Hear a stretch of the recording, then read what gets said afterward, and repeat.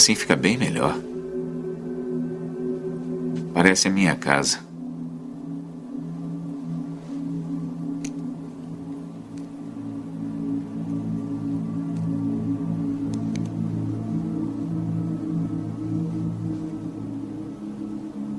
Pois é, Prout. Eu esperava que você me contasse mais sobre a sua casa. O que gostaria de saber?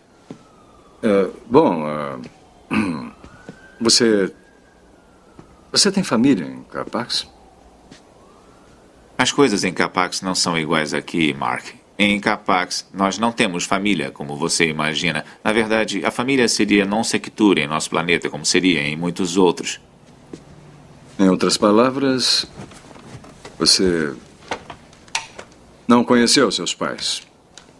Em Capax, as crianças não são criadas por seus pais biológicos, Mark, mas por todos. Elas circulam entre nós, aprendendo com um e com o outro. Você tem filhos? Não. Há uma esposa esperando você em Capax? Mark. Você não está ouvindo o que eu estou dizendo para você, não é?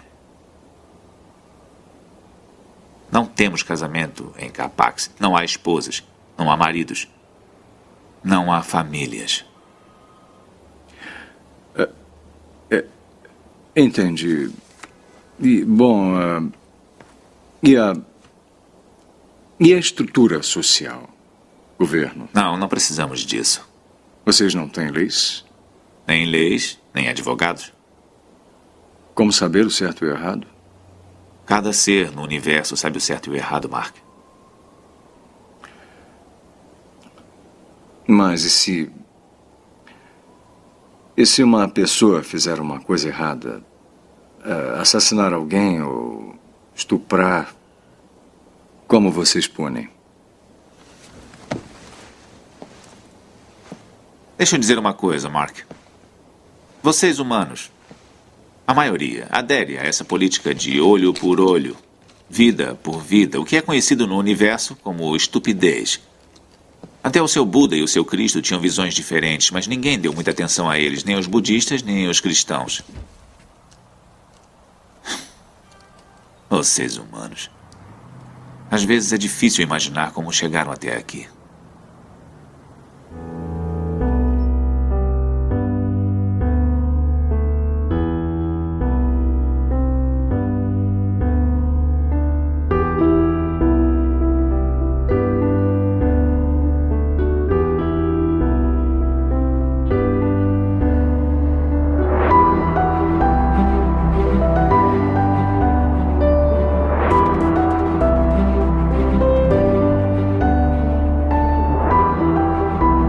I can't accept the world as it is today.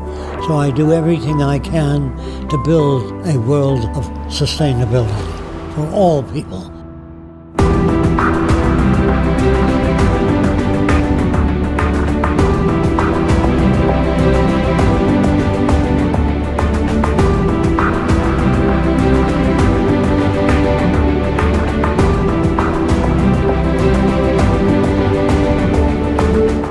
Enough people work at what I talk about, I believe we can change the world. All right, let's explore the thinking of Jacques Fresco and the society he'd like to see. The reason we emphasize machines and technology is to free man to pursue the higher things. Machines ought to do the filthy, repetitious, or the boring jobs. It would take 10 years to change the surface of the earth. To save our environment, our stupidity, our conflict, we've got to reorganize our way of thinking and reconsider our social aims. We must put our mind to this as we do to put a man on the moon.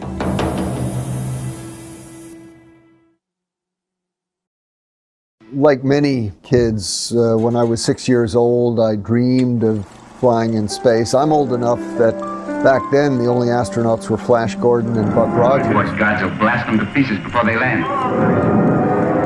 And I went on and became a professional astronomer. I was lucky enough to get selected in the first group of shuttle astronauts. We trained for a long time, and of course you go through many different types of simulators, but when you're actually sitting up there on the rocket, you realize that, hey, this is not the simulator.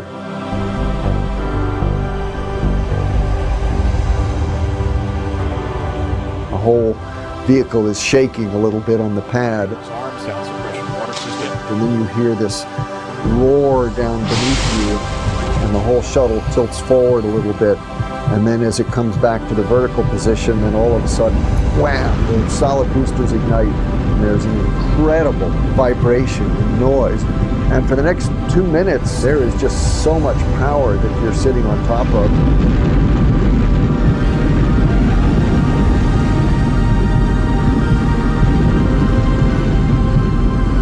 I was just sort of holding on, thinking to myself, whoa, I hope this whole thing holds together. And sure enough, it did.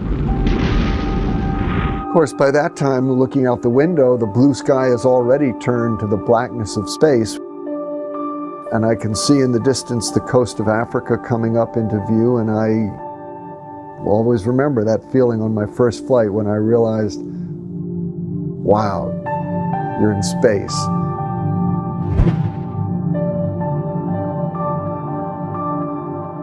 You see from orbit the sunrises and sunsets 16 times every 24 hours. Flying over the Earth at night, in particular, gives you a real sense of human civilization. Because during the day, you look down and you see the colors of the Earth, you see the forms of the landmass of the continents. There's a lot of beautiful things to see during the day.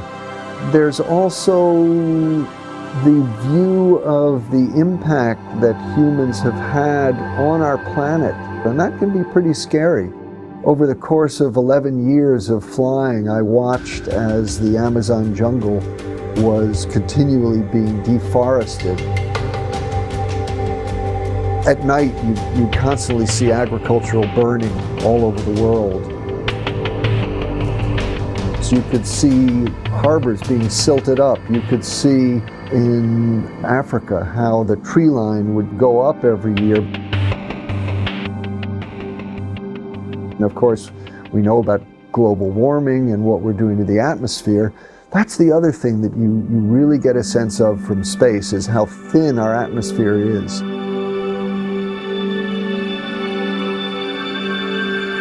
Basically, the idea that we're seeing this environmental damage on the Earth created by humans, but we see it from a cosmic perspective, means that it's just not something that we can ignore. The planet is responding to the presence of humanity.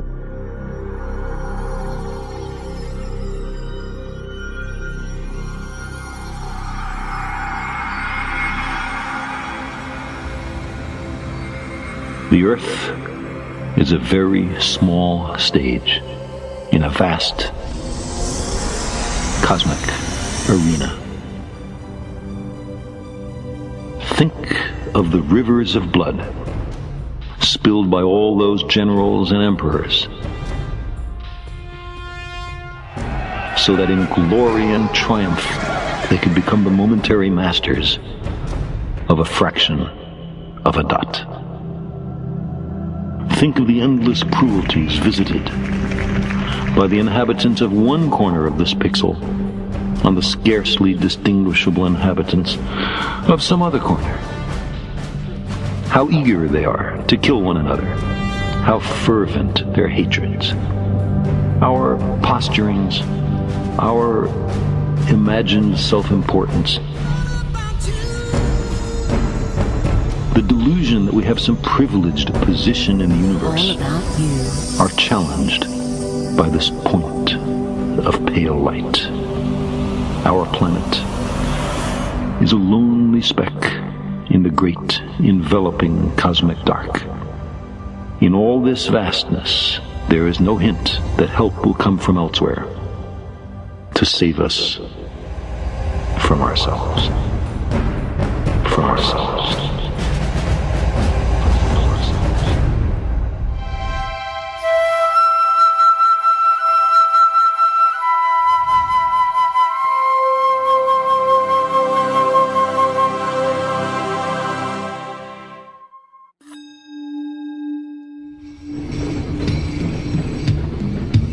For the first time, we have the capability, the technology, and the knowledge to achieve a global society of abundance for all. We cannot continue as we are, or the consequences will surely be dire. A 2012 UN report states that a global population growth from 7 billion to almost 9 billion is expected by 2040. Demands for resources will rise exponentially. By 2030, requirements for food are projected to rise by 50%, energy by 45%, and water by 30%. We are presently depleting natural resources 50% faster than their planet can renew. At this rate, it is estimated that we'll need 3 more planet Earths to keep up with resource needs as they are today. What is the 6th extinction? Is it happening right now? What's the cause of it? What we as human beings are doing to the planet, changing the basic conditions of life very dramatically and very rapidly. And yet, from environmental disaster to war, our obsolete value systems perpetuate insanity, threatening us on many fronts. Is it the best we can do to just clean up after the fact?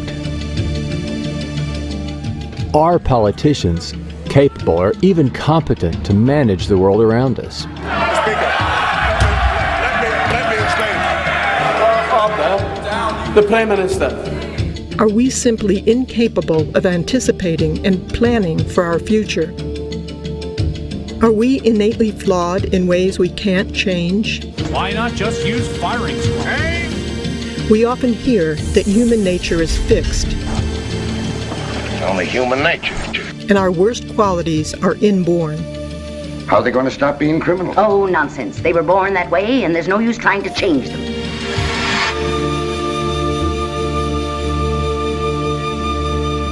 I think it's difficult to talk about a specific human nature like we talk about fixed or modal action patterns in non-human species, but clearly in humans, learning plays the major role. In fact, I refer to humans as the learning animal because humans learn more than any other animal. And yet, considering our history of aggression, warlike tendencies, jealousies, and hatred, we still have much to learn. One would think it impossible to simply overlook the conditions we're immersed in. The culture doesn't know any better. They don't know what forces are involved in shaping human behavior. Therefore, they invent their own concept and project their own values into human behavior and say that's human nature. That's where they're wrong. Right now we have an explosion of technologies in our culture, and I think many people think that technology is going to save us. Certainly technology has made our lives easier in many respects. Find parking space. Parking space found. Sometimes it's good, sometimes it's not so good. Drones armed with Hellfire missiles. How would you like to get paid to spy on your neighbors? But there's one technology that we don't have that we sorely need if we're going to really change, and that's a technology of behavior. And so the science of behavior needs to be applied like the sciences of physics, chemistry, and biology have been. That's the one missing, ingredient in our culture. And that's the toughest one because it opposes the way that most people think about themselves. Examining human behavior in the same manner as any other physical phenomenon will enable us to understand the factors responsible for shaping our attitudes and our conduct. All natural scientists assume that their subject matters are lawful and orderly. I mean, if they're not, then you can't do science. Behavioral scientists assume that human behavior and the behavior of other organisms is also lawful and orderly. To not assume that means that you accept that human behavior is somehow separate from the rest of nature. We don't make that assumption. We make the assumption that human behavior is part of nature. Human behavior is just as lawful as everything else. The sunflower does not turn to the sun. The sun makes it turn by pulling in membranes. A sailboat cannot sail. The wind moves it. Plants can't grow. They are shoved by sunshine, soil, temperature, all kinds of things. All things are shoved by something else. All people are acted upon by other things. Remember, your mother said cup, table, light, papa, mama, over and over again until you did the same thing. Even race hatred is learned. Awakened as the ideals of intolerance and racial superiority are taught to succeeding generations. You can be brought up to hate Afro-Americans. You can be brought up to hate Jews, Swedes, all kinds of people. I hate Filipinos. I hate Mexicans. I hate them all. We can raise a Jewish boy in a Nazi culture and becomes a good Nazi. Mechanical processes are based upon many interacting systems. What you got there, son? A plane. What makes it fly? Is it the propeller? Well, the propeller's not going to turn unless you have the motor, right? So, it's the motor? But the motor needs fuel. So I'm guessing it's the fuel that makes it fly. Almost, but if you don't have the spark plugs and the oxygen, the fuel's not going to burn. So it's spark plugs and oxygen? Well, you would think so, but actually, even with all that working, if you don't have the wings and the control surfaces to give it lift, it'll never get off the ground. So it's the wings and control surfaces that make it fly? Actually, it's all the above, son. It's a complicated machine, so it needs all these things working together to make the plane fly.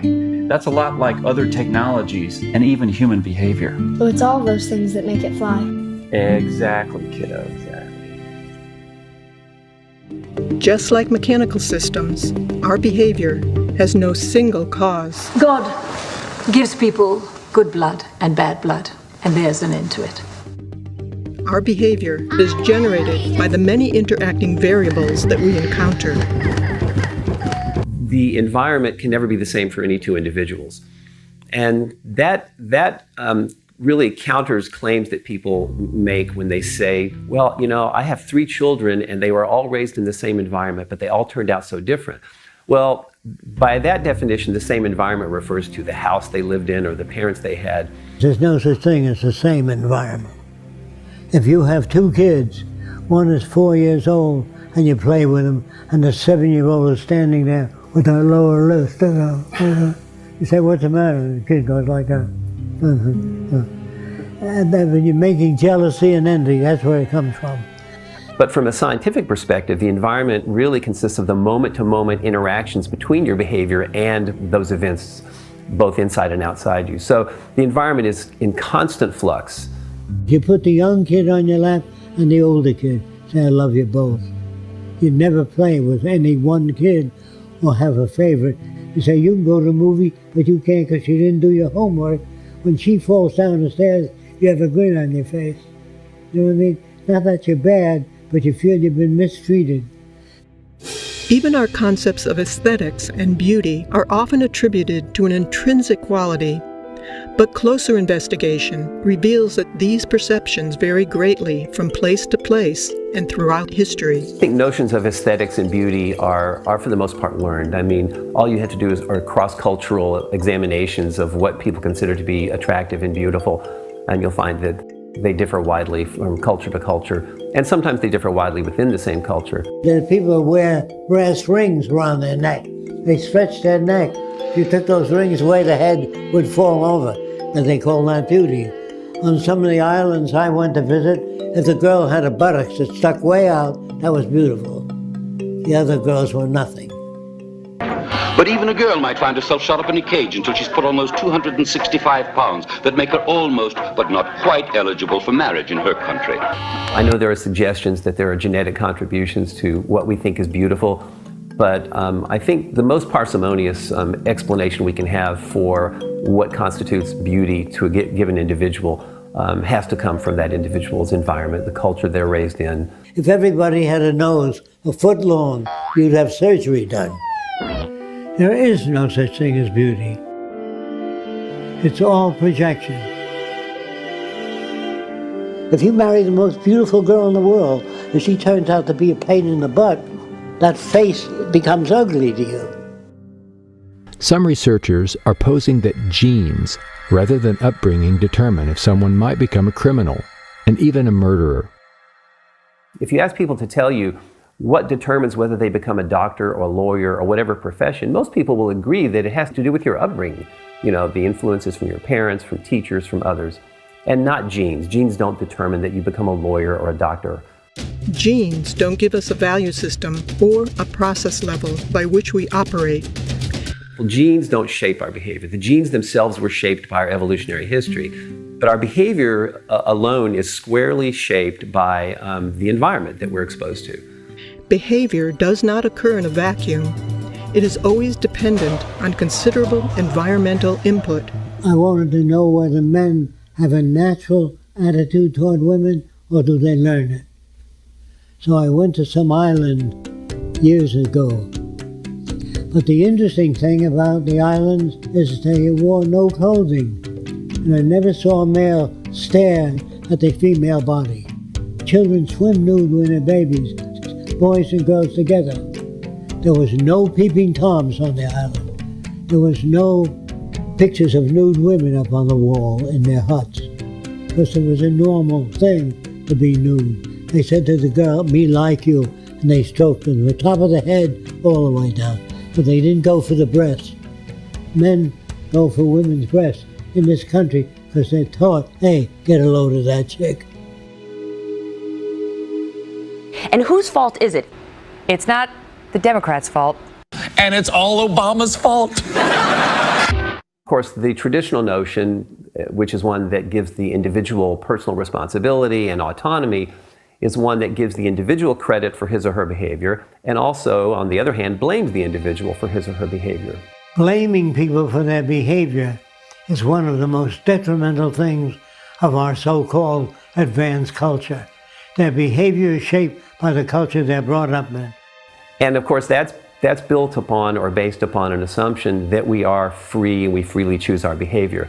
But a scientific perspective actually takes the opposite viewpoint. The scientific perspective is a determinist one, which suggests that our behavior is lawful and orderly. Our behavior is caused. There's no serial killer that doesn't have a background that made him that way. Every gangster, every New York gangster is made that way by associating with people like that.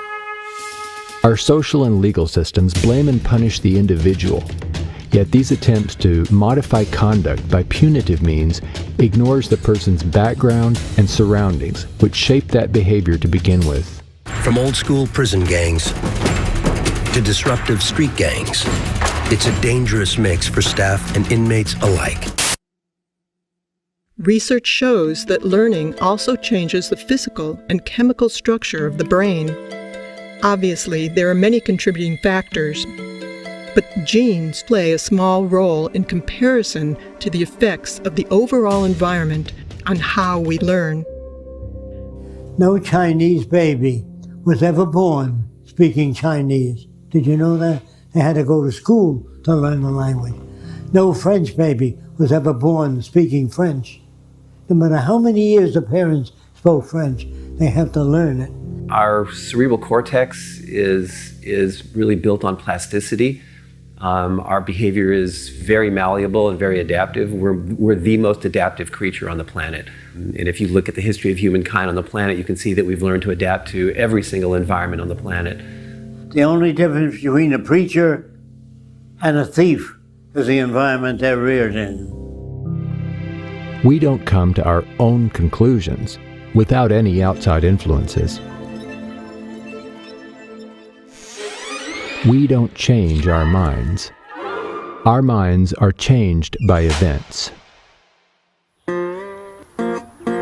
Heard about them, right, brothers? No. They say they want to build themselves a flying machine. They ain't never gonna be no flying machine. If God wanted them to fly, he would give them wings. Yeah. Our minds are changed by events. I changed my mind. Yeah, me too. If you're born with a brain that's more effective, faster than the average brain, You become a fascist faster if you're brought up in a fascist environment. A good brain cannot describe that which is significant. A brain has no mechanism of discrimination. Only experimental evidence determines that. If the surroundings that establish our values remain unaltered, in spite of the urgings of poets, priests, and politicians, the same behavior and values will persist. If you tell people that you're not the fish in a certain area, if you don't provide food for those people and the means of living, they will violate those laws. All laws have to coincide with the nature of the physical world. But it isn't the law that prevents crime. It's if you meet the conditions. These days, rhino poachers come by helicopter, armed with powerful tranquilizers and a chainsaw. Rhino horn is now worth more than gold. If people are unemployed, they will do whatever they have to do to feed their family. So if you make a law and say that you're not to steal food, they will steal food if that serves their family needs. Any law that's made by man that doesn't fit the circumstances of reality will be violated. Higher ideals and aspirations that people hope for can't be realized when there is deprivation and war. If you want to go bomb somebody, there's remarkably little discussion about how much it might cost, but when you have a discussion about whether or not we can assist people who are suffering, then suddenly we become very, cost conscious. No culture evaluates human behavior in this way. If they did, they would question, what is it that generates greed, bigotry, inequities, and war? They bring you up with the values that put them in power. Unfortunately, all societies to date have indoctrinated people toward values that perpetuate those in power.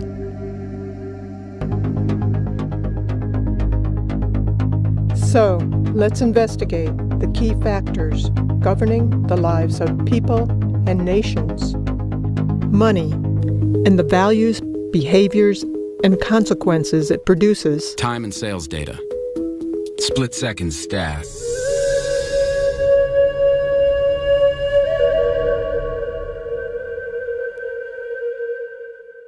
As a remnant of antiquity, money now largely serves as a mechanism of corruption, deprivation, and control in the hands of a few.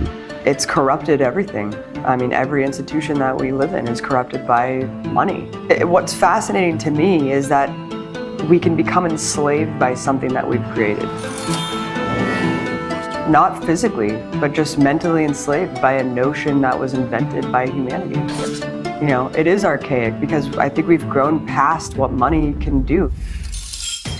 It is well enough that the people of the nation do not understand our banking and money system, or if they did, I believe there would be a revolution before tomorrow morning. Henry Ford, Ford Motor Company. In a desperate attempt to survive, many work multiple jobs. They may steal, lie, or embezzle. So stress-producing that the average person worries about rent, losing their job, can't pay off the house. On a bigger scale, the profit motive creates a ruthless cycle of devastation. Illness, pollution, and war are accepted as normal. You have sort of a wartime economy that begins to be self-perpetuating, and you have powerful people inside of a power vacuum, really, who see it as in their interest to perpetuate the conflict. But it does benefit the few at the top who live parasitically by the manipulation and control of money. The banking system right now is effectively enslaving individuals, enslaving students, enslaving institutions, and sucking resources from them. They set it up so that there would be private central banks that could charge everybody interest on the currency and allow themselves to get rich without having to do anything. Who's been doing all of this?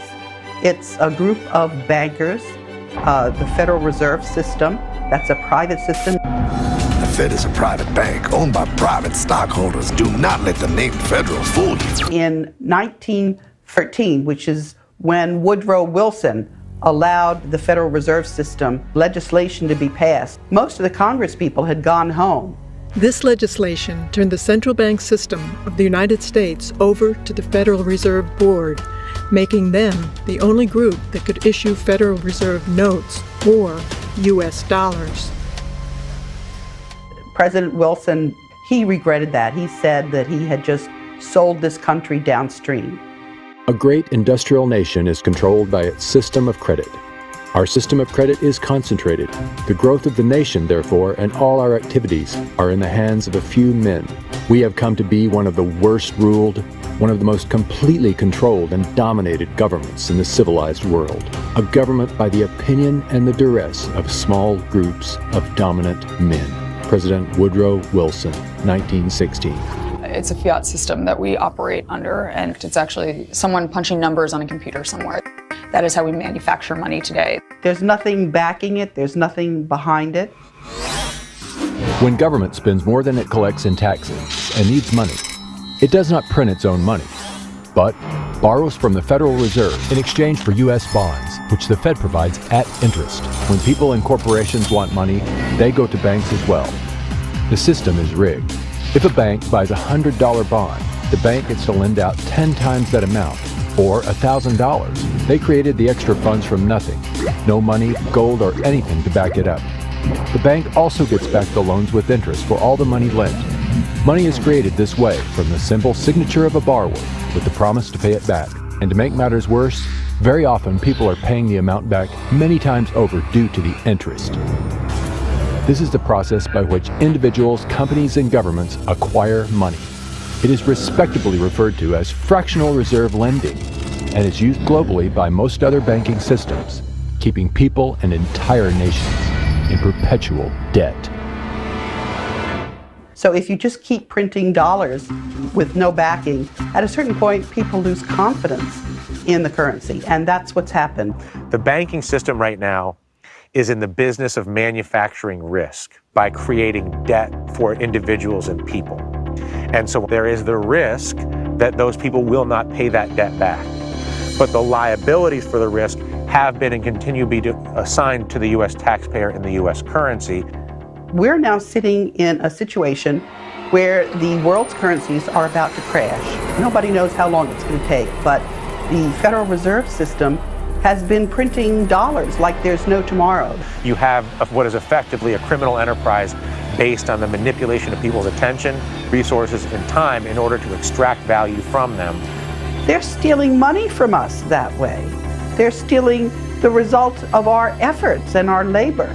And that is something that has grown as a cancer on our society. These bankers are all part of a system called the Bank for International Settlements. Most people, even in business and banking, don't understand this bank and its role as the BIS. They own 40% of the assets of the 43,000 companies that are traded on the capital markets. The bank runs itself. It has a board of directors which is composed of 15 governors of central banks from around the world. And they pull down 60% of the annual earnings. They bought up all our media, and that media is hoodwinking citizens. The media has morphed into just peddling the corporate interests of the money masters that control the political establishment. There's about 118 boards of directors that sit on these 5 giant media corporations.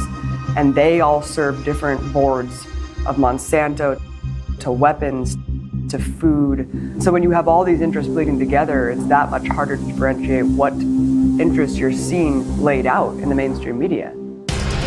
Fair, balanced. If you want to understand power, you have to understand who nominates candidates, not understand who votes for candidates. Our system is not a democracy. The percentage of our population that participates in the nomination process is literally less than 5% of the population, and really less than 1% of the population. If I was in control of the nominating process of everything that everybody ate, and I always nominated cheeseburgers or fried chicken. And I told you that it was a democracy and you could eat anything you want as long as it was a cheeseburger or fried chicken. Would that be a democracy? I could sell it to you as a democracy because I don't decide whether you eat cheeseburgers or fried chicken. You get to vote in a very large and well-publicized election as to whether we're going with fried chicken or cheeseburger. And people organize into very tribal groups, being very anti-fried chicken and very pro-cheeseburger, or they'll explain to you exactly why cheeseburgers are going to be the end of the world and why fried chicken's going to save you.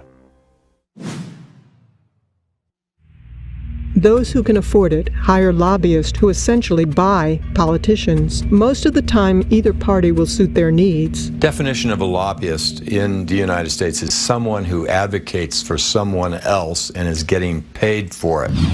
The laws then enacted are quite often written by the corporations to benefit themselves.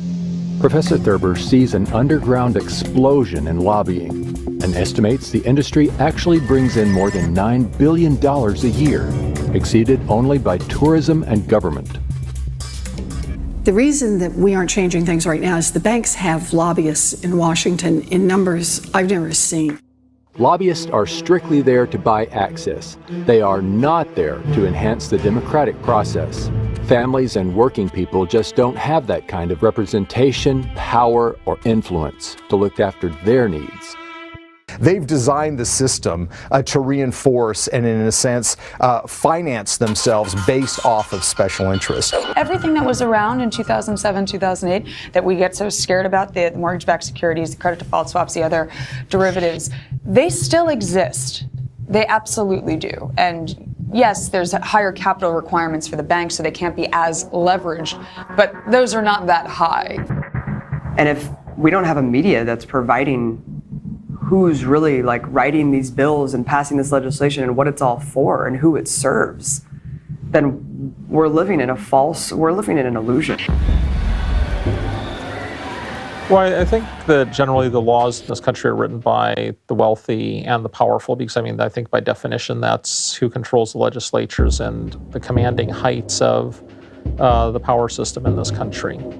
And that's a scary reality, because you can pay your way into having laws implemented that serve you and your corporation as you would like them to serve. The complete impunity that corporations have to operate unabated and pollute the entire planet.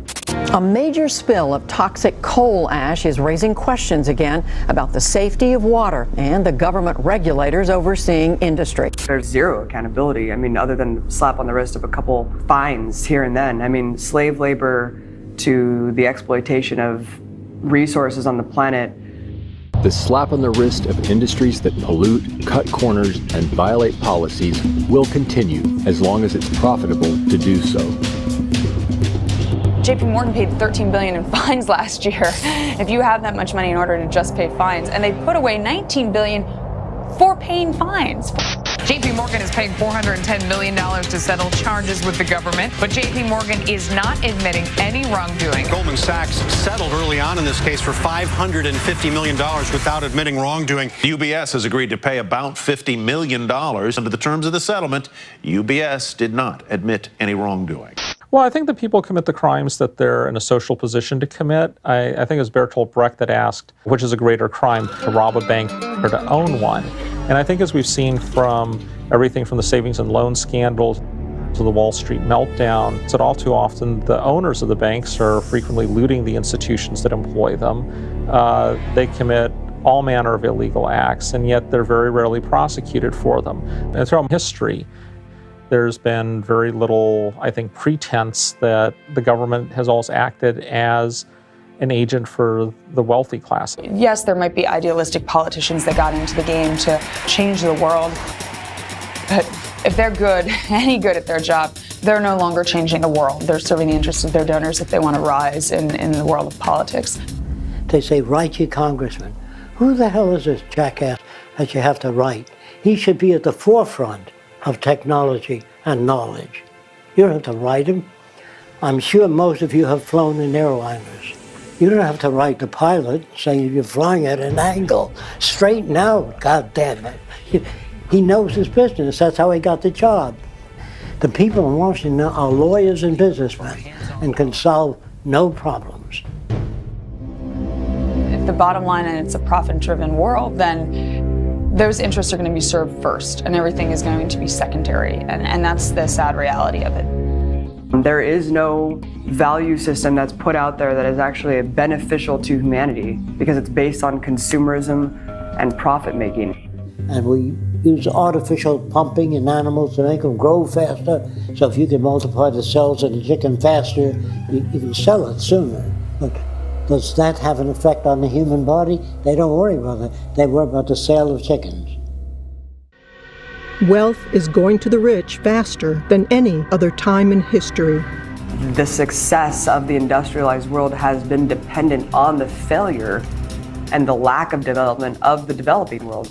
I mean, the reason that they're stifled is because they are indebted to the first world. We wouldn't be prospering if it weren't for the labor that's going on and the indentured servitude that's going on in the entire developing country. And so that's the power dynamic can never change in that respect because it's literally dependent on it being that way.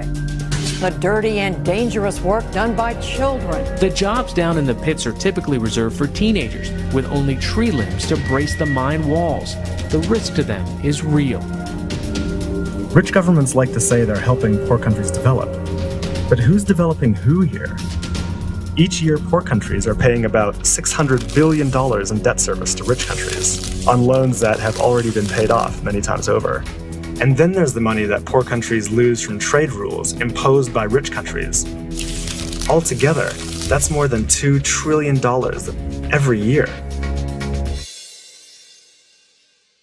Money systems have existed for centuries, and whether we realize it or not, have always been used to control behavior by limiting the purchasing power of the majority of people. One example of this is the criminal justice system. Many proclaim prisons don't work, but ultimately, prisons are a resounding success as a tool for social control to safeguard the political and economic established system. If you hire people whose only expertise is caging people to try to fix social problems, you're not going to get a very good solution. But I think that they're very good at caging people, and I think that's why mass incarceration has been a huge success for the ruling class in this country. The United States is really number one in a lot of things, and I think the biggest thing that we can say that we're number one in is how many people we lock up.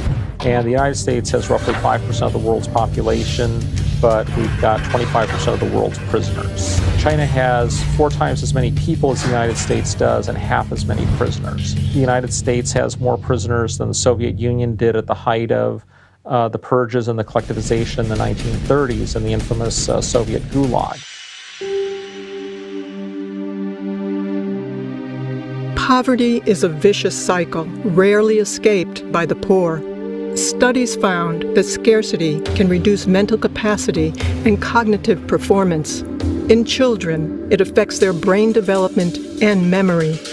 Additionally, the poor are often forced to live in areas of low air quality. Far from being a problem for only the poor, all areas of the socioeconomic spectrum suffer when our air, food, and water are polluted by fossil fuel emissions and radiation from nuclear accidents. The current energy infrastructure results in about 2.5 to 4 million deaths per year worldwide from respiratory disease, cardiovascular disease, and complications from asthma.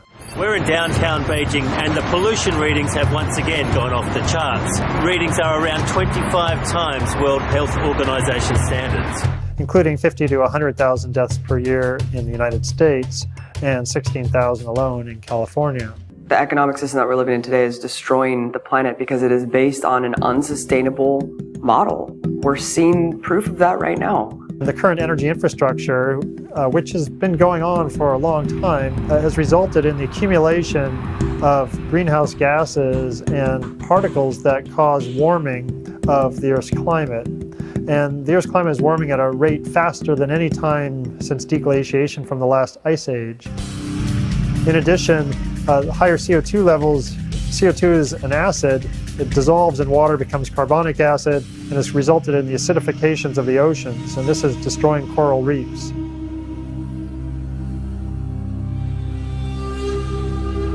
We have to realize our planet does have a certain amount of regenerative power, and there's no question that we've been through numerous worldwide extinctions. We have fossil records of that, and the Earth has recovered. There is a limiting carrying capacity, though. There are many additional impacts of global warming. Sea level rise is a very big concern. For example, right now there is about 65 to 70 meters of sea level stored in ice, mostly in the Antarctic, but also in glaciers in Greenland and also sea ice in the Arctic and other places. The temperature's warm enough that we melt all this ice. That means the sea levels will rise 65 to 70 meters, and that will cover 7% of all the world's land and result in all this is along the coast where most people in the world live. This will cause a significant disaster. We're also seeing enhanced storminess, increased intensity of hurricanes, and greater extremes of weather associated with global warming. So there are significant problems associated with this, and these are all tied back to the emissions from coal, oil, and gas combustion that have been occurring since the Industrial Revolution that started in the mid to late 1700s.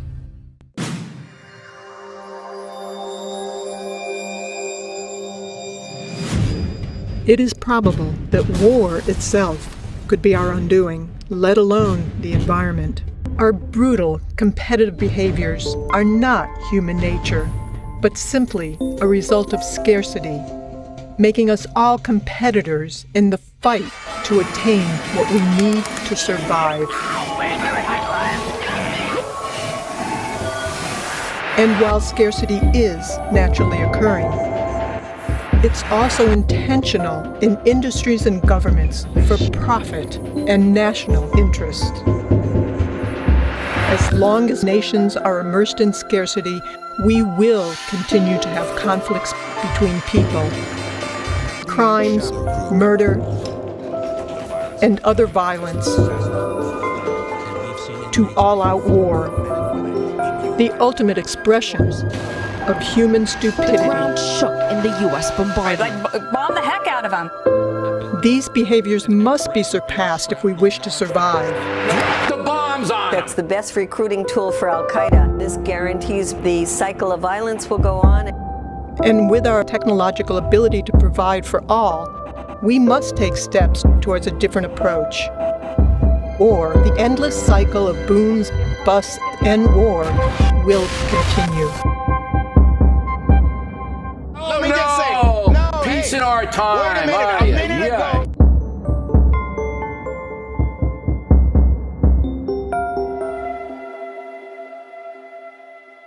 Nobody, including the United, and most of all the United States, goes to war to liberate or spread democracy. The only incentive on a practical level to go to war is to acquire resources. In the United States case, it frequently is either energy resources, shall I say, supporting political alliances to preserve access to energy resources.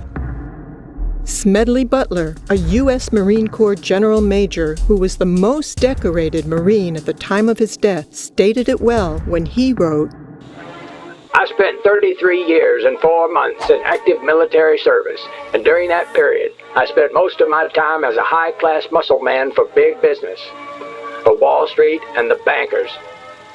In short, I was a racketeer, a gangster for capitalism. I helped make Mexico safe for American oil interests. I helped make Haiti and Cuba a decent place for the National City Bank boys to collect revenues in. I helped in raping of half a dozen Central American republics for the benefit of Wall Street. I helped purify Nicaragua for the International Banking House of Brown Brothers.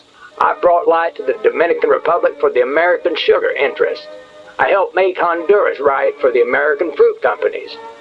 In China, I helped see to it that Standard Oil went on its way unmolested. Looking back on it, I might have given Al Capone a few hints. The best that he could do was operate his racket in 3 districts. I operated on 3 continents. War is a racket. It always has been. A few profit and the many pay. But there is a way to stop it. You can't end it by disarmament conferences.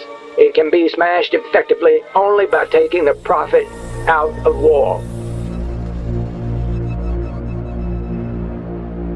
Our universities today are better equipped than ever. Best microscopes, the best scientific equipment, and the bombs are getting worse.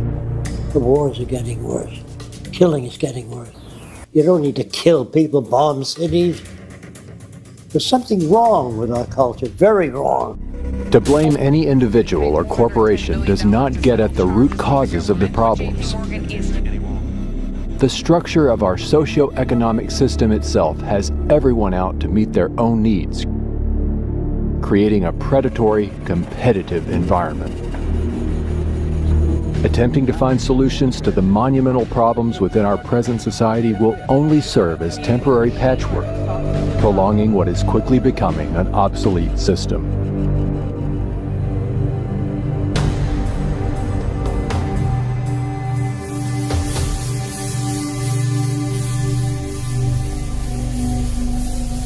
Now more than ever, a sustainable civilization is possible, and furthermore, essential. Our social designs, language, and values have evolved from ages ago.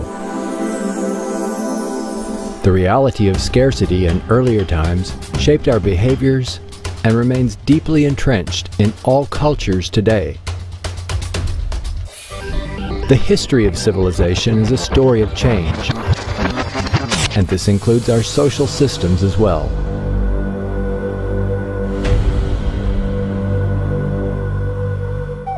Our earliest enlightenments were but stepping stones in the sequential development to our present science and technology, which could now produce and distribute abundance to everyone.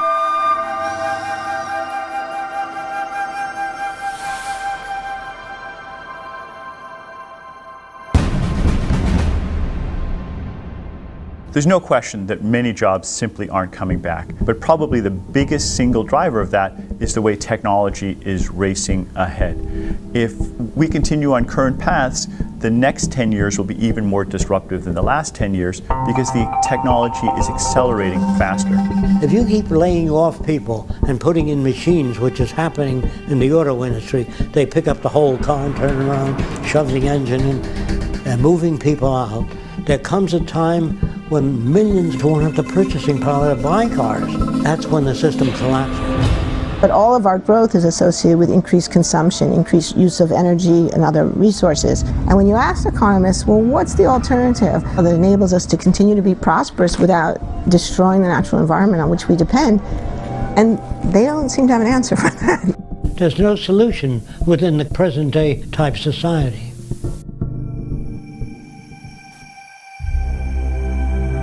The Venus Project proposes a workable alternative.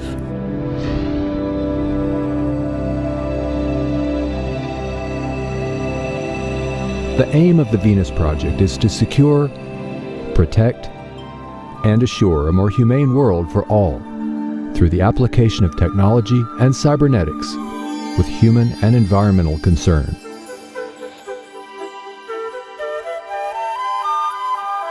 People need information to be able to move into the future intelligently. Without information, there's no way you can develop a sustainable culture. It can't be done politically because the problems are technical. If you succeeded in arranging for the most ethical people in the world of the highest morality and put them in government, when your lights fail in your house, you need an electrician. When the dams don't generate enough electricity, you don't need a highly moral politician. You need an electrical engineer. So our problems in the world can be solved by technical people.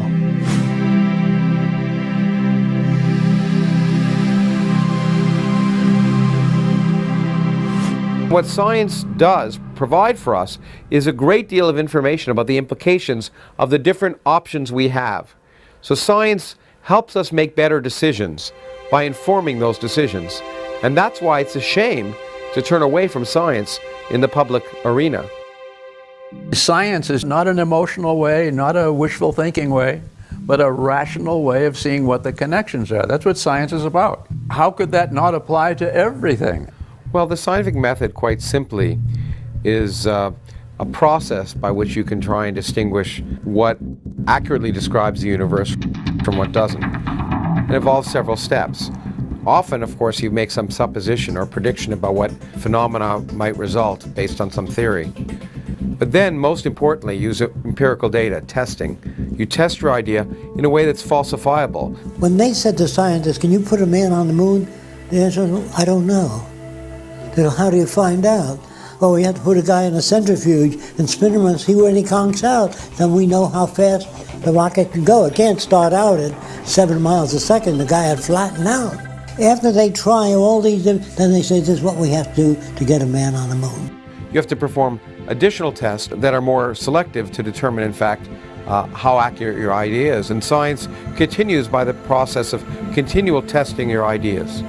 If you're going to get into nature, you're going to get into the rules by which nature operates. And it does operate by very specific rules, which means it's predictable. And so what's science? For me, it's more than a body of knowledge. It's a way of thinking.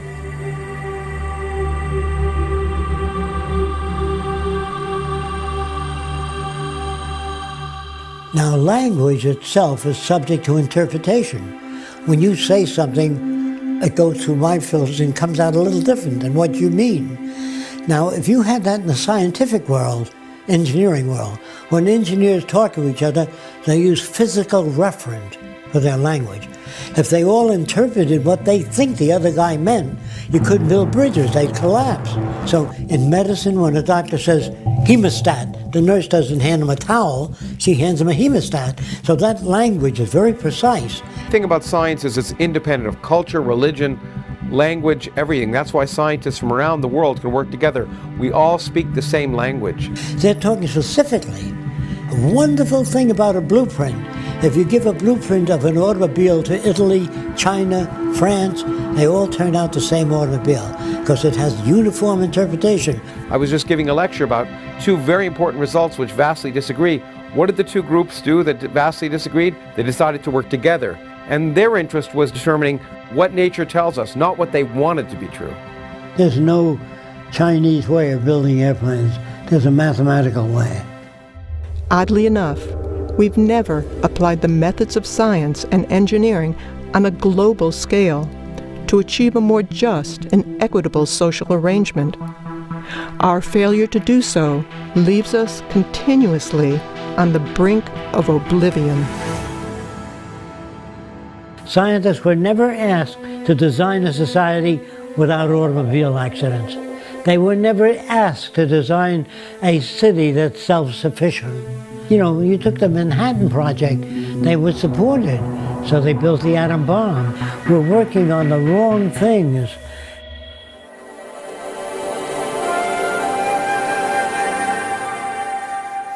The society I'm talking about is global cooperation, where all the nations work toward improving the lot of humankind. Now, why do that? Because the smarter people are, the richer and more secure everybody is. But in the future, when you join all the nations together, and they can see the advantage of sharing all the Earth's resources and all the knowledge by all nations, once they realize that advantage, they will join together.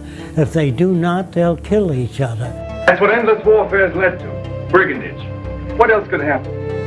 But we, who are all that are left of the old engineers and mechanics, have pledged ourselves to salvage the world.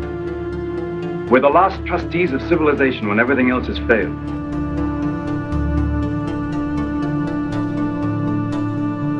If our planet had a common catastrophic threat, such as a large meteor heading toward the Earth, nations would unite and call upon science and technology to solve the pending catastrophe. Border disputes would cease. Bankers, lawyers, and businessmen would be unable to solve the problem. Resources would be harnessed without cost or profit. Today we face many common threats, far beyond national boundaries.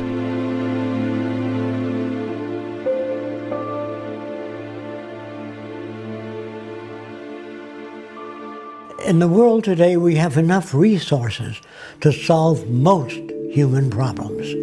We can build cities, hospitals all over the world if we use resources. But if you conscripted all the money in the world, there's not enough money to build hospitals and housing all over the world and finance the education of students. But we do have enough teachers and enough buildings we can use for universities. We have the resources. Money is an interference because it limits our ability and it limits our dreams. Imagine the possibilities of an unprecedented mobilization of scientific and technical alliances toward problem solving without the interference of money or politics to initiate global unification and restoration. This could easily enable a high standard of living for all. This is what Jacques Fresco had in mind when he proposed a resource-based economy. If our planet ran out of resources, no matter how much gold or money or possessions you had, you could not survive. Our entire survival is based upon resources. Growing up in the Great Depression in the early 1930s in New York City was a catalyst for his life's work. Jacques explored many different social alternatives during that time, but all seemed insufficient. He rejected the obsolete teaching methods of the time and was granted special privileges by his principal. He read books that furthered his interest in human behavior and social change. His early research with training and observing animals led him to similar findings with people as well. He concluded the environment shapes our values, our identity, and generates our behavior. Fresco witnessed great suffering and scarcity, even though Earth was abundant with resources. He saw it was the rules of the game we play by that were at fault. Jacques started with a lot of technical things when he was very young, and what gave him incentive for that, some of the first designs, was that his younger cousin cut his fingers in a metal fan. So Jacques came up with a fabric fan. He was just a little kid, and he took it to the fan company, and they said, "Oh, nice idea, kid, but it's not practical." And then a couple months later, they came out with it. This was his first introduction to the free enterprise system. It's not free and it's not enterprising. Fresco grasped the necessity to develop an entirely new social design, which integrates the best of science and technology dedicated toward human and environmental concern. To accomplish this holistic approach, Fresco studied and worked in a wide range of fields, such as architecture, transportation, medicine, behavioral sciences, industrial design, and more. For most of his life, he has lectured, written books, designed and produced models and media to introduce methods that could work for all instead of only a few individuals. Sometimes when you talk about a new kind of world, it frightens people. They figure, well, gee, everything is technical. What about the human aspect? And I had to devise models and make buildings and homes to show people what kind of home they might live in the future.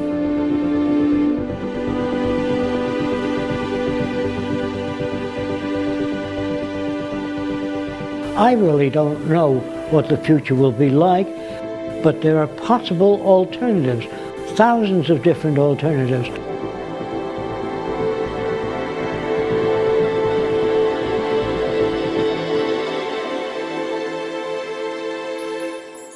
Fresco and co-founder Roxanne Meadows built the experimental structures to test and illustrate his designs and provide a research center from which to continue furthering the aims and proposals. We moved here in about 1980, and this was all flat tomato patch. Most of it, we got 10 acres and another 10 acres. Jacques wanted an island in the Caribbean, which was $800,000, and we couldn't afford it, so we settled on 1,000 an acre here in Venus. So we made it look like a tropical island.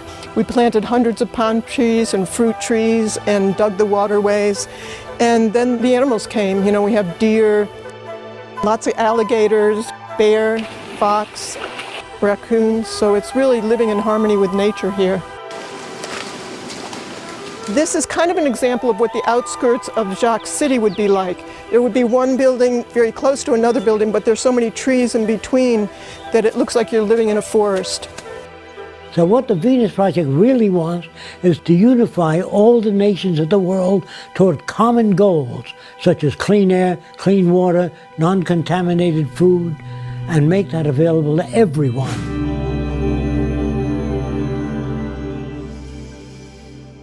What is really needed is the intelligent management of the Earth's resources. A resource-based economy is based on the carrying capacity of the Earth and its resources.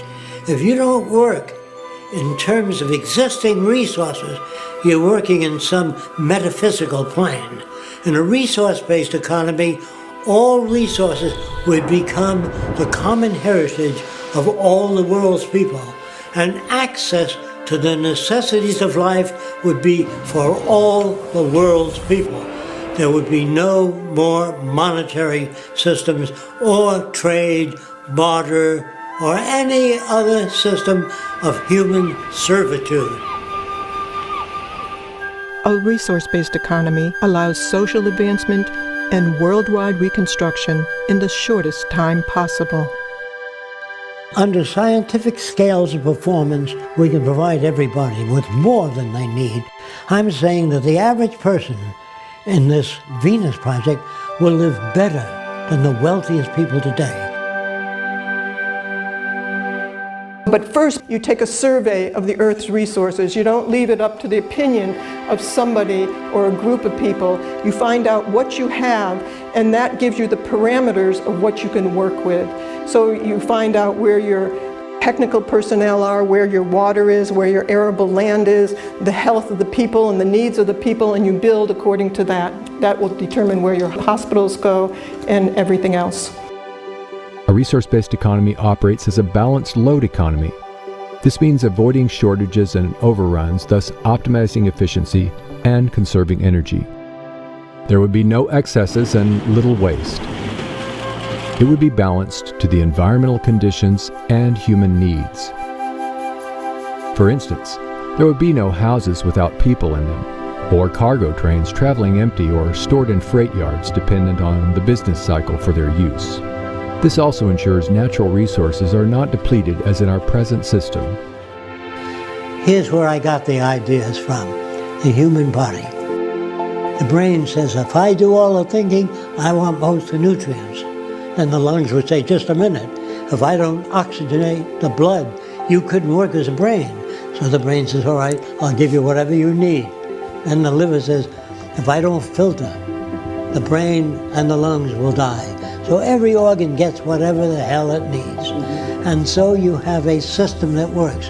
When you get an infection in your toe, there's no committee meeting, no democracy, where they send the committee to the brain, say there's an infection in the toe. The brain says, we're going to do a 3-month study. By that, your infection's up to your knee.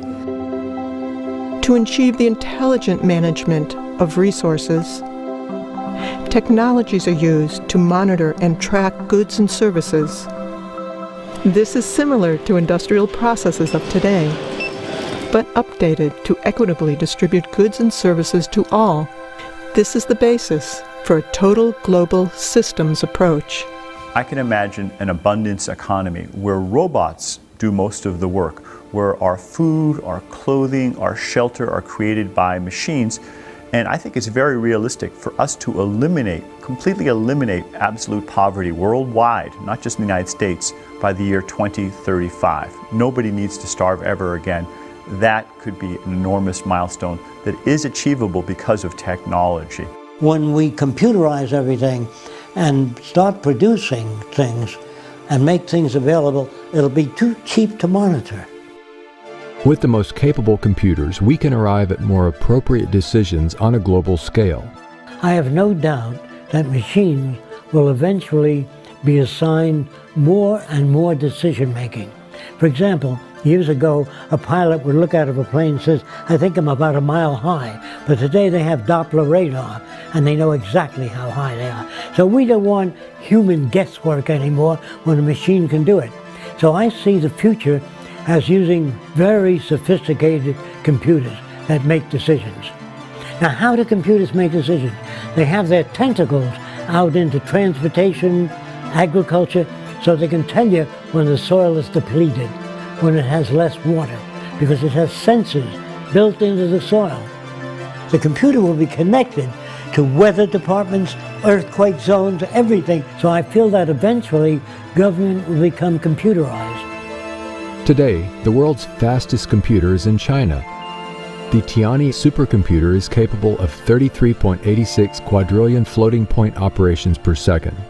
80% of what doctors do is going to be done by computers. Is that really true? Absolutely. I have zero doubt. You won't want a doctor to do your diagnosis or monitoring or pick your therapy. That's why IBM Watson's trying to pick cancer therapies, because it's too complex for humans to do. There's 15,000 diseases, 15,000 devices, drugs, therapies, prescriptions. Do you think if you're a cardiac patient, your cardiologist has read even 100 of the last 5,000 articles published last year on cardiac disease? Not a chance. But the computer can go through it all. Absolutely. You may have seen IBM's Watson defeat the world champion in the game of Jeopardy. Well, that same technology can also be used to solve legal problems, to answer questions in call centers, to make medical diagnoses. These are just wondrous technologies that are having enormous implications going forward. Recently, I got a chance to ride in a self-driving car. 10 years ago, I would have said that was impossible, but of course it did happen, and riding down Route 101 in California was a breathtaking experience for me. At first it was a little frightening, then it was a little exhilarating, and ultimately I felt quite comfortable in that car. Humans have accidents. Google's driverless car has driven 700,000 miles without an accident. Even the best humans have accidents before they get to 700,000 miles. All of us are beginning to be able to speak to our machines, whether they're cell phones or computers, and have them understand what we're saying. That would have been science fiction a few years ago, but now the machines are able to carry out our instructions and even respond back to us in computer-synthesized voices. I think 10, 20 years from now, there will be very few areas, maybe none, where human judgment is better than machine judgment. So the computers will eventually be put in charge of everything except human behavior. Technology can eliminate critical life or death errors. A machine, instead of humans, fills the prescriptions. The robot gives a huge amount of confidence because we know that pharmacists and pharmacy technicians are incredibly skilled people, but they're humans and they will occasionally make mistakes. You know, we give something like 3 million doses of drug in 3 months here, so even a 1% error rate is far too high. And so eventually you're going to get to computerized government, and that's for the end of corruption, because they don't have ambition. Computers don't say, I'd like to be president of the world. I want to control people. They don't have a gut reaction. If utilized in this global systems approach, we could surpass the practice of political decisions based on power and advantage. And even computer experts are writing books now on the machine takeover. Watch out, they're not going to take over. They're going to be assigned the decision making. I'm not worried about the machines getting angry and taking over. I'm worrying about people maybe getting angry if we don't figure out an equitable way to use these technologies to create shared prosperity. The Venus Project proposes ways to achieve this. Interconnected, sustainable cities utilize cyber centers, which coordinate industries, transportation systems, public health care, and the flow of goods and services. These cybernated centers would connect all cities and help with environmental reclamation. In the beginning, interdisciplinary technical teams would manage productivity until even these tasks are automated. Mega machines directed by AI could excavate canals, construct bridges, viaducts, and dams. Self-erecting structures would be expedient in the construction of industrial plants, a apartments, and eventually most of the global infrastructure.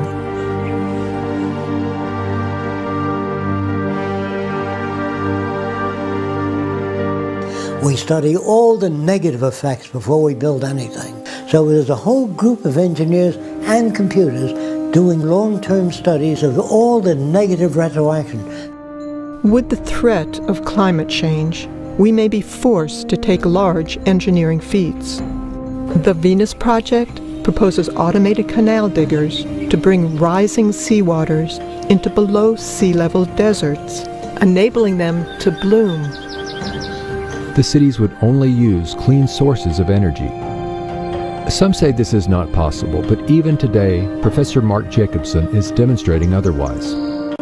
So our goal is to replace all fossil fuels. There's 30 times more solar available worldwide over land in high solar locations than we need to power the entire world for all purposes in 2030. And there's 7 times more wind than you need to do the same thing. So we're looking to combine all clean renewable energy sources that are available: wind, solar power, geothermal power, hydroelectric tidal power, and wave power. We would need about 4 million large wind turbines to power 50% of the entire world for all purposes. You might say, well, that sounds like a lot. But keep in mind, during World War II, the world produced about 800,000 aircraft in the space of 5 to 6 years, and the US produced 330,000 aircraft in 4 to 5 years. And so that was decades ago, and now we have better technologies and abilities to ramp up production. So it really comes down to willpower.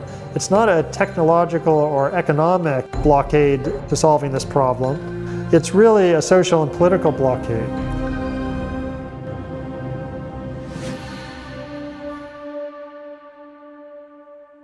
The first city would be a testing ground for the implementation and further development of these social aims.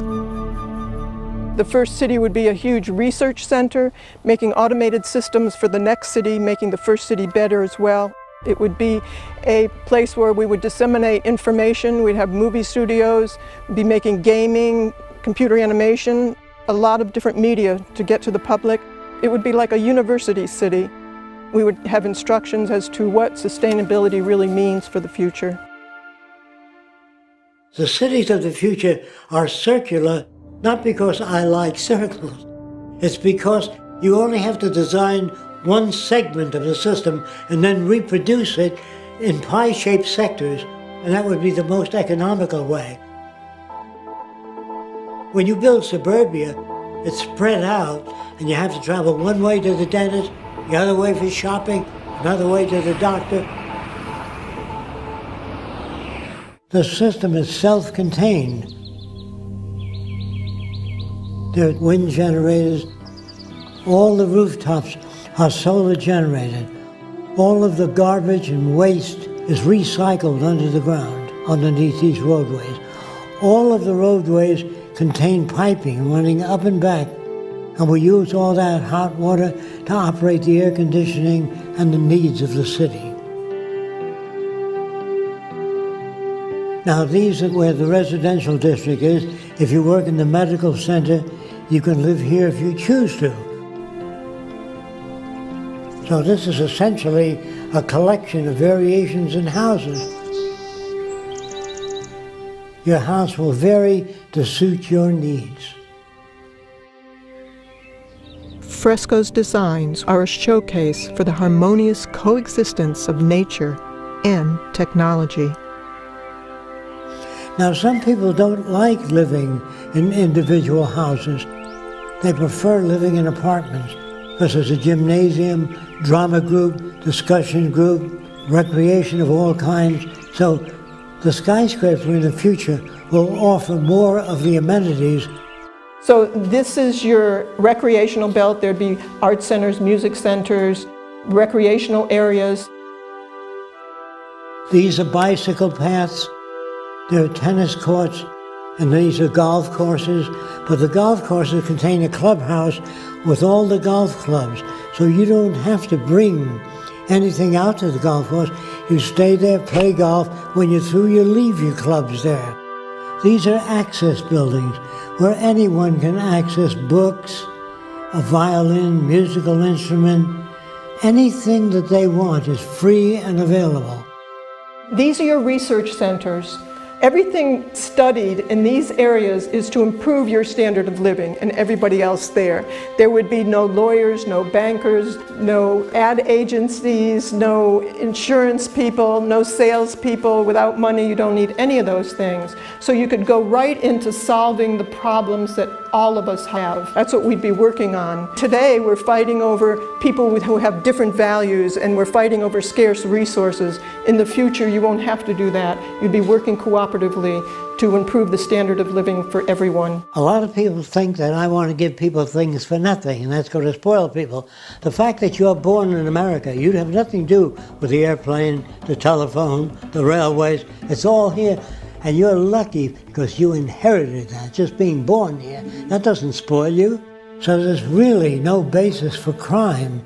Since anyone can access anything they need, no one's going to hit you on your head and take your wallet because there's no money in it anymore. The monetary system has been surpassed.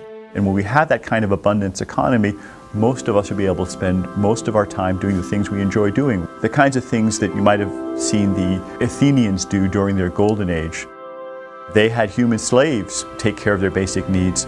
We can do it with robots. Amazing. And what would you suggest the cooks and housewives of the world do with all that extra time? There's an island called Isle of Man. On that island, there's a stream down below, and the women wear a harness. And they go down, they get 2 buckets of water and climb up to their home up there where they boil and cook food. The women have to skin animals and get the animal fat out to operate their lamps. And if someone said to the women, someday you'll turn a gadget and water will flow at whatever speed you want, without you having going down to the river. And someday you'll press a button and the lights will go on. And you won't have to skin animal fat. And the woman says, yes, but what will women do? People will get engaged in how to live, how to relate, to travel, scuba diving, restoring the reefs of the oceans that we damage, cleaning the ocean and the atmosphere. So much we don't know. And you go back to school free of charge. And every city will be a university city where you're updated on what's new.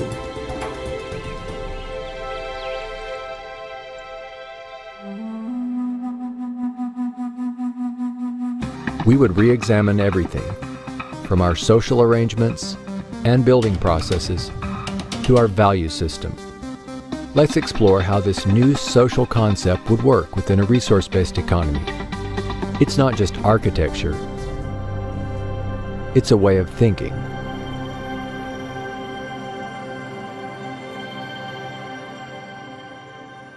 We still have neural lag. It's hard for us to step into the future without dragging some of the past. We won't make the history books of the future. We are that ignorant. Not in technology. We're doing fine in computers, electronics, but the human value system is not moving fast enough. I would say that people would be much more productive, much more humane, much happier people. That is the question. Will people be happier with new technology? No, not new technology alone, but with a value system and new technology. In many instances, we ask people for their opinion. Do you think man will ever get to the moon? They may say, maybe 10,000 years from now. Instead of saying, I don't know enough about that to give you a sensible answer. That's the way you talk. But they have opinions about everything. There'll always be war, there always has been war, because man is greedy. That's what a repeat or a loop of what they've heard in the past. The point is, ladies and gentlemen, that greed is good.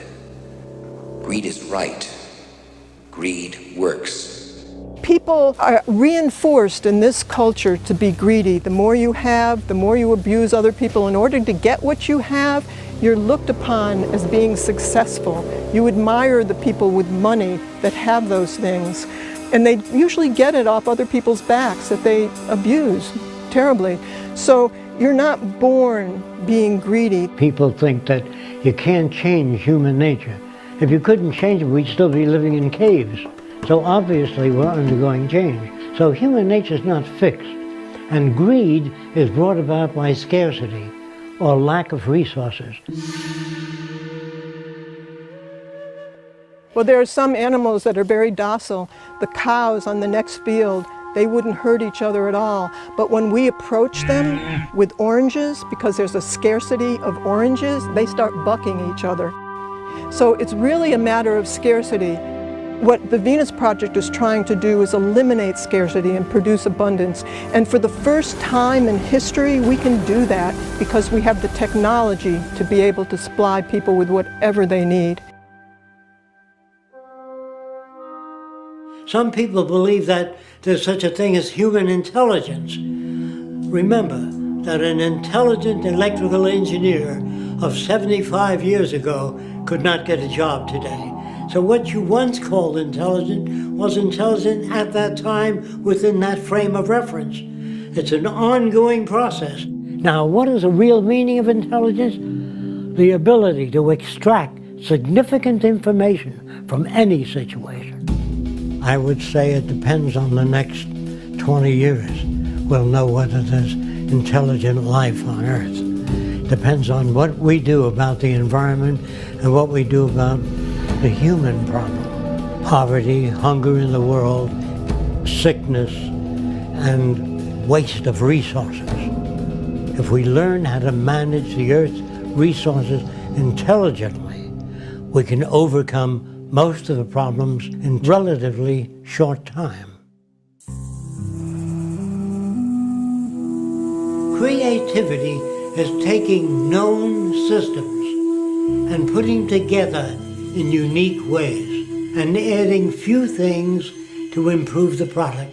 That goes for music, art, drawings, invention. But if you study the history of invention, you will see a relationship and tie of all these variables. I think that's part of the propaganda of each system that tells people that the financial gain is the main motivation in people. It is the people interested in money, but there are other people that are motivated by other interests, medical research. People devote their lives to it. There are people that work real hard and save up money and go to Africa and spend all their time trying to help people. They're not motivated by money. And I am suspicious of people that are only motivated by money. And a $40,000 gold fucking watch. It's not a healthy motivation. If you want to know what kills incentive, is you give people the minimum amount of money, minimum vacation, hard, dirty work with no future. A man that washes dishes in a restaurant, they keep bringing a new pile in every 20 minutes, and he sees no out. He can never buy a home or own a car. He doesn't own enough. So what incentive is that? But he has to wash the dishes because he got 2 kids, he's got to feed them, and that's not good for mental health at all. What will motivate people? A world without war, poverty, hunger, loss of employment, loss of income. Your incentives and options are tremendous. Thousands of different things to do now that you got your food and housing and education. Now you go to work on solving not all problems, but all the problems of that time. So we do it because we are functionally selfish, meaning being selfish for yourself alone is detrimental, but functionally selfish means take care of the environment, share ideas with people, and in that way we all gain. They can see on the news every day that everything they do goes out there to all humanity. So everybody in the world represents an extension to their life rather than everybody selling themselves and making a profit on one another. They now have the time to appreciate what the new world does, and all the films of the future will show them what's happening all over the world and what's new, and that they have free access to what's new because everybody cares about everybody else. I'd like to strike out the word utopia. There's no such thing. It's like designing the best city possible. That's not possible. We can design a far better city, but as time goes on with new invention, it's always in the process of change. Are we civilized? Of course not. It's an ongoing process. When people think, well, your ideas are utopian, that's not utopian. That's applied technology and efficiency. What we want is an emergent society that's never established, always learning new things, always moving onward toward change, and to help people adjust emotionally and intellectually to expect change, and change for the better. If the environment is structured, it produces what you would call ethical and moral behavior. But if you don't alter the environment, it'll keep producing what you got now. So the environment has to be changed. That means the schools, the things we learn, our language, all of these things have to be updated. I think that people will be ethical to the nature of the world. Ethical not because it says so in a book. They're ethical because it's better for them and better for society. So the new ethics is based upon the carrying capacity of the earth rather than my opinion. Will it be a democracy? It never was a democracy. It's been corrupt all the way back, only it's never been disclosed. Did you vote for the space program? Did you vote for the building of warships? Did you vote for any wars? What the hell do you mean by participatory democracy? It never existed. These are words. Whenever you hear democracy and freedom, watch out. That means it doesn't exist. In a world where it does exist, there are no proclamations as to human rights. It's built into the system.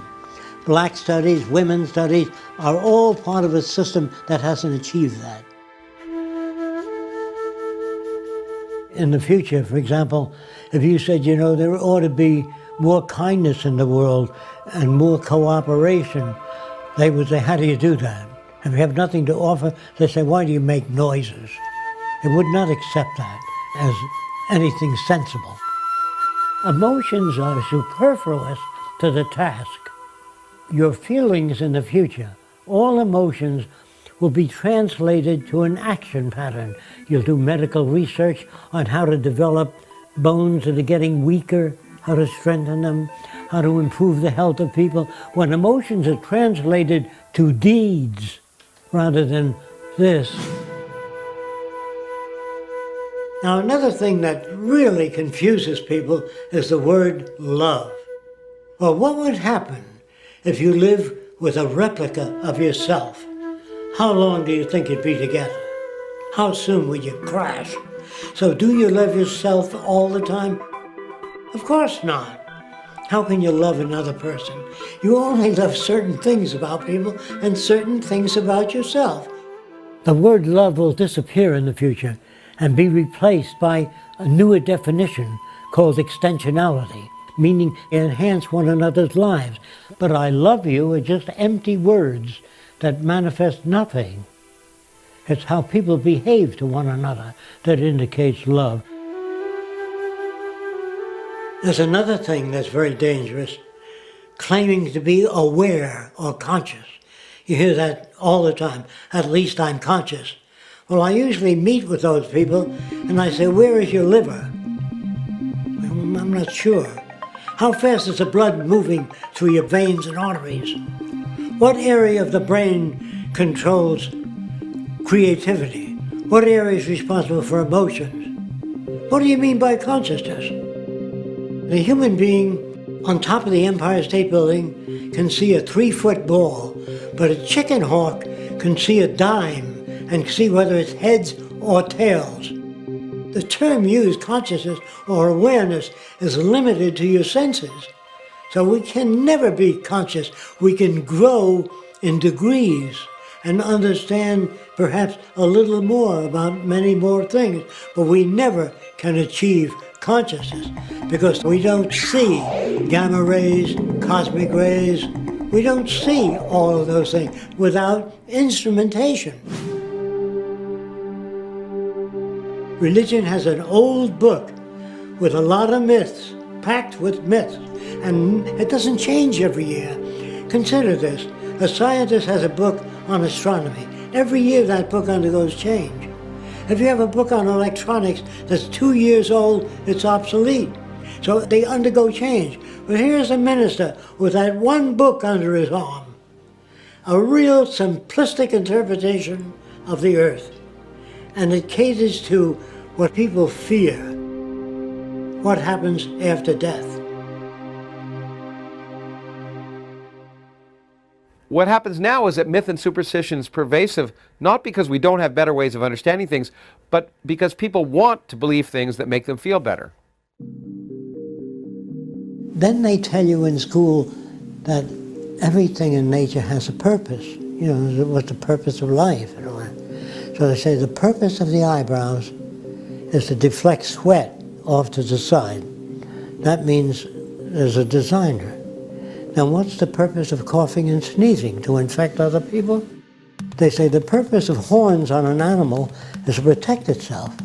So I said, what's the purpose of those horns? They say, that's for ramming other animals. I said, what if the horns go off to the side? Well, that's for keeping them off the side. What if they go back? That's to keep them off the back? No. Animals are born with every which way horn, and they learn how to use them. People hope that there's some cosmic purpose to their life, but in fact, science, as far as we can tell, tells us there's no evidence that there's purpose to the universe. Does that mean there's no purpose to the universe? No, we can't prove it. It just said there's no evidence of a universe with purpose, and the universe effectively acts like it has no purpose. Now, should this depress us? In my opinion, no. Because what it means is that the purpose in our lives is the purpose we make. We don't want people to have loyalty to corporations or a country. We want them to have loyalty to methodology and loyalty to invention, meaning to improve everything that exists, to make them better, smarter, faster, and make them available to all people. That's the kind of loyalty that's needed. If China comes up with a new way of producing automation, congratulations. If Africans come up with a great idea, congratulations. No more loyalty to corporations, to country. Loyalty to the earth and to all the people on it, and to make the earth a far better place than it is. This is the kind of loyalty I'm talking about. This is the kind of pledge allegiance I'm talking about, to pledge allegiance to methodology.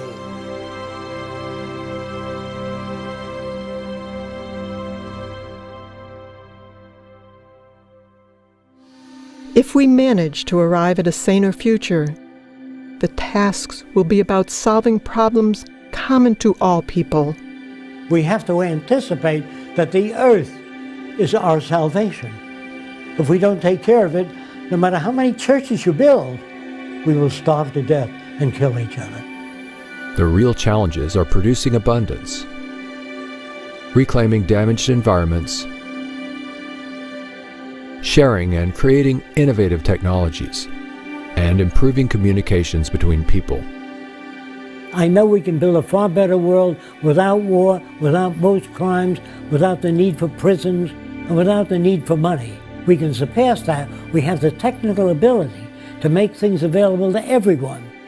All the wonders of technology have no meaning at all unless it enhances the lives of everyone.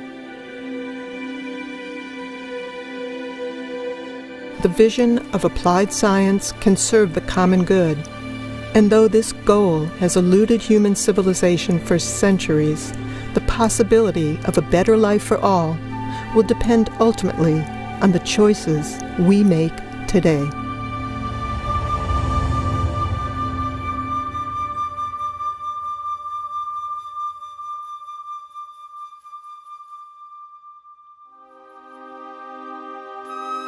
Join those who are working toward making the Venus Project a reality.